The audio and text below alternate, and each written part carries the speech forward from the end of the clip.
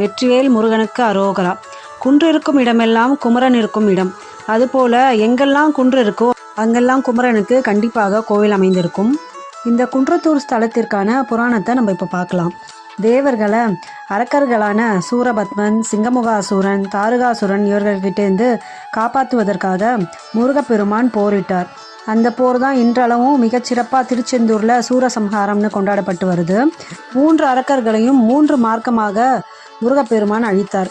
முதலில் சூரபத்மனை திருச்செந்தூரில் நீரின் மார்க்கமாகவும், சிங்கமுகாசூரனை நிலத்தின் மார்க்கமாக திருப்பரங்குன்றத்திலும், தாரகாசுரனை ஆகாய மார்க்கமாக திருப்போரிலும் போரிட்டு சம்ஹாரம் செய்தார்.